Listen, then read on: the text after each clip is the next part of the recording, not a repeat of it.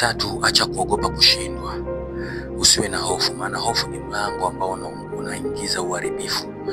Shetani anatumia hofu kuingiza uadui, anatumia hofu kuingizia wewe uharibifu.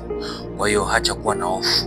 Ni bora ujaribu jambo kuliko kutokujaribu, maana kumbe ungejaribu lile jambo lilikuwa liko ndani ya uwezo wako. Kwa hiyo utakapokuwa muoga kutokulijaribu lile jambo, itakupelekea kwamba kuliacha jambo ambalo ungeweza kulifanya na ungefanikiwa kwa sababu ya hofu. Mwanasayansi Thomas Edison alijaribu kutengeneza balbu zaidi ya mara 1000. Alirudia kujaribu zaidi ya mara 1000 na mwishoni akafanikiwa. Kwa hiyo usiogope jambo kulifanya, liingie na ulifanye.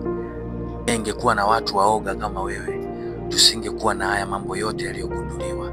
Hivi vitu vyote tunavyovitumia ni watu waligundua.